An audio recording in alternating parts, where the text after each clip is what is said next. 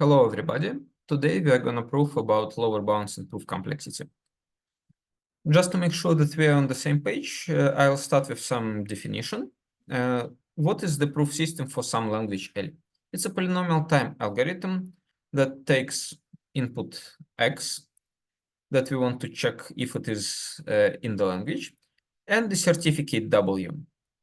And this algorithm should satisfy two natural properties. First of all, it should be complete algorithm. So for all x's inside the language, there should be some witness that x is actually inside this language. And we call this witness W a proof. And our algorithm say yes. And if our algorithm say yes for the word x and some witness W, then it should be a correct word. So this word should be inside a language L. Usually we deal with some CNF complete problems, and in particular unsatisfiability problem. And usually we assume that our formulas are in CNF. So our language that we consider for today is a language of unsatisfiable CNF formulas. Let me consider some classical proof systems. First of all, resolution proof system. So we have our formula that we want to verify if it's satisfiable or not. And the proof of unsatisfiability in resolution, it's a sequence of clauses or sequence of disjunctions that is generated by using the following rules. So we can use clauses of the original formula, or we can use the following rule. If we have already have a clause A or X and the clause B or X, where A or B are some disjunctions, then we can derive a clause A or B. In the end, we want to derive an empty clause. In terms of our definition, the resolution proof system is an algorithm that for given formula and given sequence, just check, is it true that this sequence is generated by using these rules? It is clear that we can do it in polynomial time in size of this sequence and size of formula. It is convenient to think about these proofs in terms of direct acyclic graphs. So we start from clauses of our formula, and we draw an arrow if we use some clause in resolution rule. In particular, on this picture, to derive clause not y, we used first and second leaves of our direct acyclic graph. The thing of this direct acyclic graph, it should be an empty clause. Today, we are going to deal with a little bit more complicated proof system, so-called cutting planes. I a little bit cheat on definition that to make it simpler. The proof, in our case, it will be a sequence of linear inequalities over integers. In contrast to resolution, where we can use only disjunctions. And how we can generate this sequence of linear inequalities? First of all, we can take a clause of the original formula and we can encode it as a linear inequality. So for some clause like not y or x, or y or x, we can write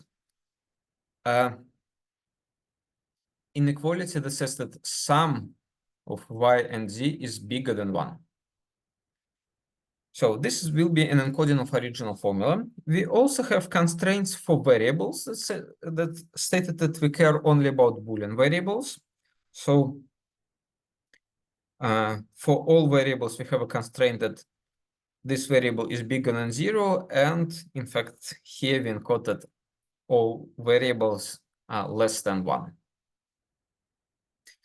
And our rule is semantic rule. So if we have already derived inequality pi is bigger than 0 and pj is bigger than 0, then we can write any linear inequality that semantically follows from the conjunction of already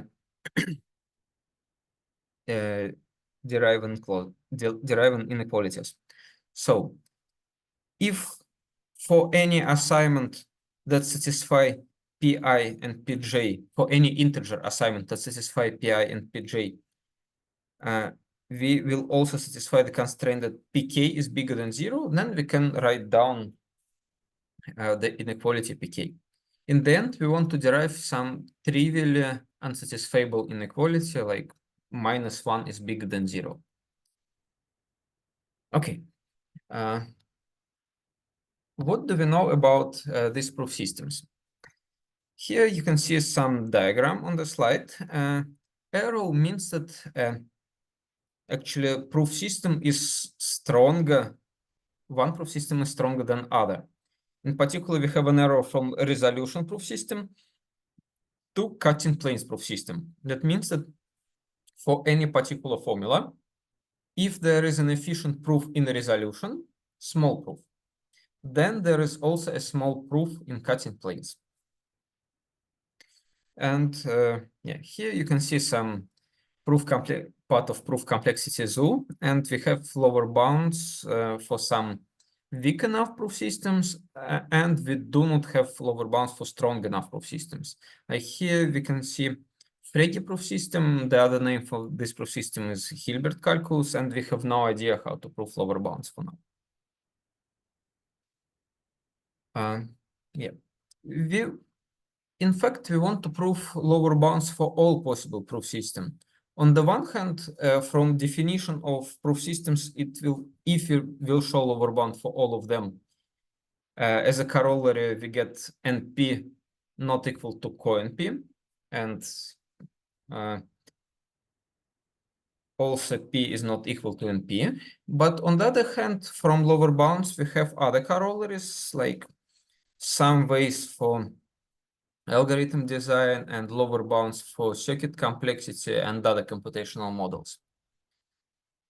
But at the same time, it's a challenging problem to prove lower bounds in proof complexity. And in particular, to show lower bound for all proof systems, there is one barrier: the lack of candidates. We don't know any formula that actually will be hard, and there is a reason for that. In fact, if we have some formula and we know that this formula is unsatisfiable, there is some human proof of unsatisfiability. And usually it's efficient proof, so it should be like short proof. And if our proof system is powerful enough, we can realize this human proof in this proof system. So in this proof system, we also will have a short proof. So for explicit families of formulas, it's really hard even to find a candidate for being hard for all proof systems. To avoid this problem, we are going to consider distribution on formulas. And it's fine, since in proof complexity, we do not have counting arguments. Like in circuit complexity, we cannot count number of formulas, number of short proofs, and try to argue that there are much more formulas than short proofs. It's actually roughly the same number of formulas and short proofs, so we don't have any counting arguments. So distribution of formulas is also fine in proof complexity. And here you can see 3 candidates of distributions for being hard in all proof systems: random CNF formulas that we are going to consider today, clique formulas that encoded in some distribution on graphs, like Erdős-Rényi distribution. We will have a clique of large size in our graph, and pseudo-random generators that maybe we'll talk in the end. But today we focus on random delta CNF formulas. What is it? It's a formula that is generated in the following way. So we have n variables and m clauses, and each clause is generated independently. And for each clause, we choose delta different variables uniformly at random. And we choose negations also uniformly at random. And we know that if we generate a lot of clauses, but in terms of number of variables, we need to generate linear number of clauses, but it also depends on our parameter delta. So then with high probability, our formula will be unsatisfiable. So it's a candidate for being hard in our proof systems, but at the same time, it has independent interests. In particular, we know Feige's conjecture that says that if we will show that for this particular formula, there is no polynomial time algorithm, there is no polynomial time proof system, then we can show the non-approximability result for many computational problems for which we don't know non-approximability right now. Okay. What do we know for random CNF formulas? Well, we also know some lower bounds, and for many proof systems, it's the easiest example to show lower bounds, but not for cutting planes and not for AC0 Frege proof system, which I don't want to talk today. Today, we're going to focus only on cutting planes. So what do we know about cutting planes proof system and how the lower bound works, and what's the difference of this result with previous results? Usually for cutting planes, we start with Boolean formula, and we try to extract some function that depends on this Boolean formula. And we want to show that, if this function that we extract in tricky way is hard for monotone computations, then the formula itself is hard for cutting planes proof system. And that's how the previous lower bound works. So there are several ways how to extract these functions. We can use interpolation technique from earliest paper, and we can use recent result where people actually deal with random delta CNF formulas. There are two papers of Rubish and Pudlak, and Fleming, Pankratov, Pitasi, and Raberi, when they use some tricky function certificate of unsatisfiability. But okay, we need to show lower bound for monotone computations, that these functions that we extract from are hard for monotone circuits. And in the first paper by Pavel Pudlak, it was done via approximation technique. Actually, here we need some approximation that is more general than Razborov approximation that works for more general classes of circuits. And in both papers for random delta CNF formulas, it was used Yuknes criteria. So people deal with this function, a certificate of unsatisfiability, and show that it satisfies some Yuknes criteria. So we know some kind of lower bounds for this function. In fact, there is some implicit steps in all of previous proofs. So instead of direct extraction of a function, we can extract DEG-like communication protocol at first. I will talk a little bit later what does it mean. And then we can extract a function. It was done implicitly by Rubish and Pudlak and explicitly by this FPPR paper. But today, we're gonna stop on this DEG-like communication, and we directly show lower bound for DEG-like communication protocol via bottleneck counting. And it will be much, much simpler than all previous results for cutting planes. And at the same time, it gives us some combinatorial measure that certifying hardness of DEG-like communication protocols, like widths in terms of resolution proofs. And the lower bound will be stronger than previous lower bound. So the main result that if we have a random delta CNF formula with large enough constant in front of logarithm, then actually cutting planes require truly exponential size to certify the satisfiability of such formulas. It is the first lower bound we can prove, like 2 to the epsilon n size. Okay, so what is the DAG-like communication? And before it, we need actually some communication problem before describe a model of communication. And our communication problem is standard problem for proof complexity. It's an unsatisfied closed search problem. So we have a Boolean formula, and our variables are divided into 2 pieces. And Alice gets an assignment to first type of variables, and Bob gets an assignment to the variables of second type. And their goal is to find a clause that is not satisfied. We know that it always exists since our formula is not satisfiable. And the first extraction, we need to go from cutting planes proof to DAG-like communication protocols. And we do it by considering this unsatisfiable closed search problem. We know that if there is a cutting planes proof of size S, then there is a DAG-like communication protocol that solves this unsatisfiable closed search problem, and it also will have small size. Here we actually can think about classical communication protocols, but we cannot prove so powerful theorem. It will give us lower bound only for a restricted version of cutting planes proofs.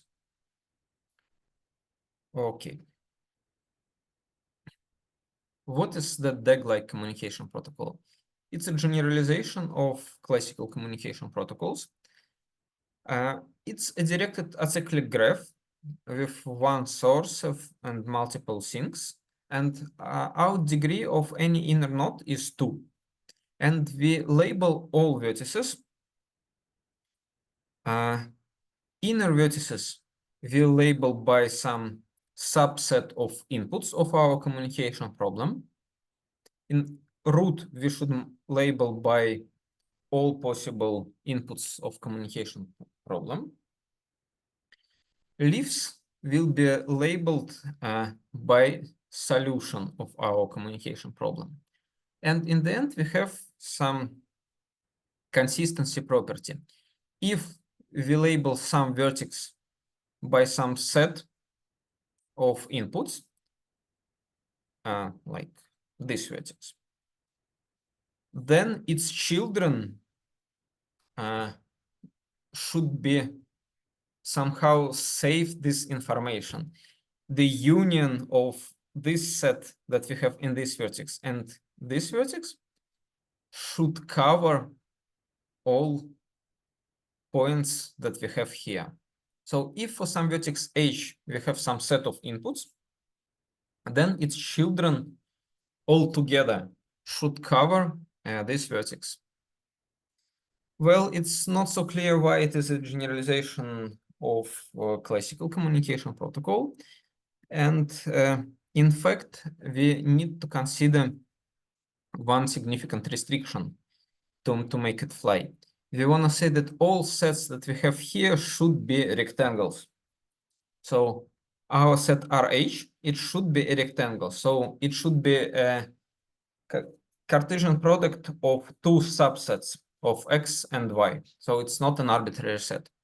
And in this case, we can show that if there is a classical communication protocol with trees of some signs, then at the same time we have a DAG-like communication protocol of the same size. But for some communication problems, DAG-like protocols may be much smaller than classical tree-like communication protocols. Yeah. Yeah. And to conclude the proof, we actually need to show that for these DAG-like communication protocols, it requires to have large graph of exponential size to solve unsatisfied closed search problem. Yeah. Unfortunately, for now, we do not have time to discuss it, but this lower bound is the key technical detail in the paper. And the key thing that there is some combinatorial measure that described the hardness of rectangles inside these DAG-like protocols. But to finish this talk, let me consider open problems.